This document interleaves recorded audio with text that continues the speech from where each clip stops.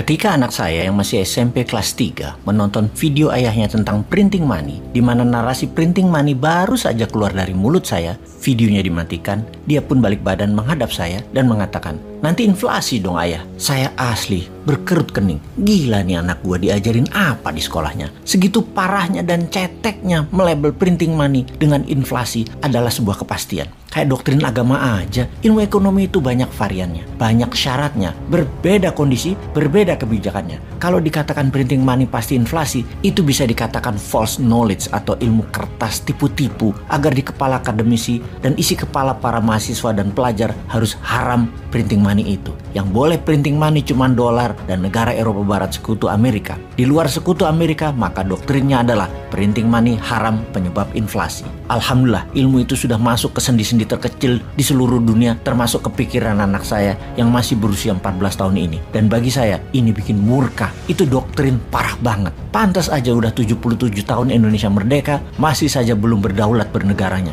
Ini salah satu akibat doktrin parah yang ditelan mentah-mentah. Bener deh, inflasi dan printing money ini tidak sesederhana congornya bosman. Ada lebih dari 10 varian yang kalau printing money dilakukan maka ada 10 varian lebih hasilnya.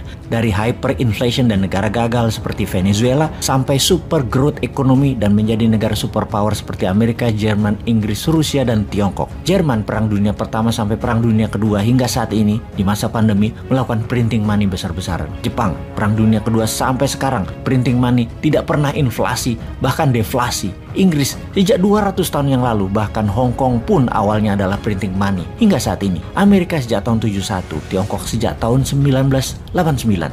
Semua terbang sukses ekonominya. Salah satunya adalah kebijakan printing money berbasis pertumbuhan industri. Tapi ilmu itu adalah keilmuan yang tidak diajarkan di banyak kampus-kampus mainstream, karena tujuannya ilmu kampus tadi dan akademisi tadi adalah untuk membuat semua negara tidak terlalu maju-maju amat dan pastinya tidak mati. Jadi di tengah. Jadi kalau kita ingin perubahan, yang terpenting adalah keberanian sang pemimpin sebuah negara untuk mengambil keputusan ekonomi seperti begini. Akademisi hanya memberi saran, perbandingan, dan proyeksi. Namun eksekusi adalah mereka yang bernyali.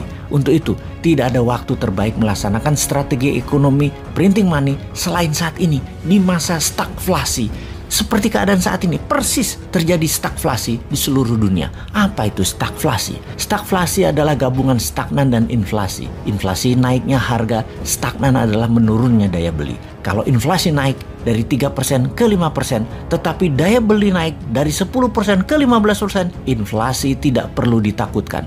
Bayangkan, pertumbuhan ekonomi 1%, namun inflasi 3%. Itu bukan inflasi rendah yang baik, itu malah mundur negaranya. Kita menengok GDP per kapita Indonesia di tahun 2014 adalah 3.400 dolaran per kapita. Dan di tahun 2021 sekitar 4.200 dolar per kapita, atau tumbuh 19% dalam 7 tahun, atau sekitar 2,7% per tahun tumbuh ekonominya. Inflasi Indonesia tiap tahun rendah. 3%. Dari kacamata pakar ekonomi dan akademisi itu rendah. Namun tumbuh 2,7% dan inflasi 3%, ya tekor juga ekonominya. Inilah yang disebut dengan stagflasi. Dunia dalam 1 tahun ini dan diperkirakan hingga 2 tahun ke depan akan mengalami stagflasi. Lah ini parah. Dunia stagflasi, Indonesia stagflasi. Lah piye iki jal? Oke sahabat, kita simpulkan. Jangan pernah takut inflasi selama produksi terus meningkat. Itu rumus pertama yang kita harus pegang.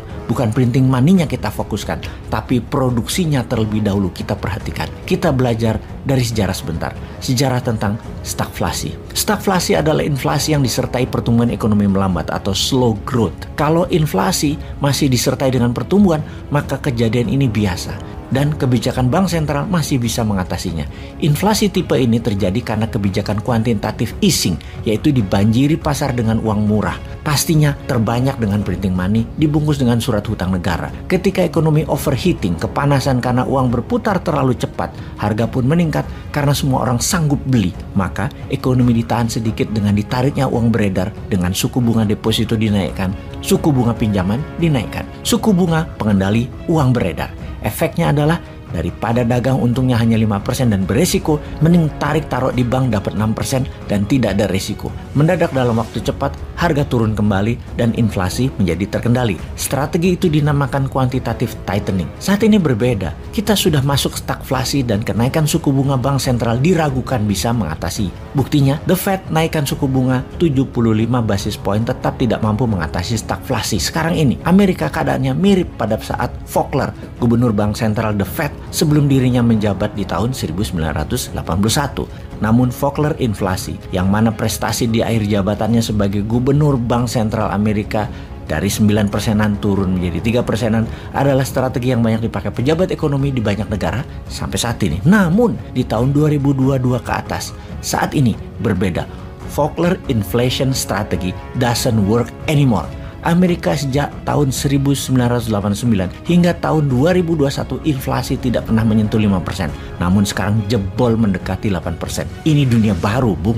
Jadi policy meredam overheating dari sisi demand dengan menaikkan suku bunga sambil berharap sisi supply dapat ekspansi dan catch up demand yang ada nggak akan jalan pada situasi stagflasi baru kali ini. Perlu riset lagi bagi demand dan supply dunia. Perlu ekonom baru lagi level dunia hadir baru saat ini. Amerika telah mengalami 3 kali situasi seperti saat ini sejak tahun 1900. Pertama tahun 1929 Great Depression dan kedua di awal tahun 1980. Dan sekarang inflasi kembali di atas 5%. What is it tell you?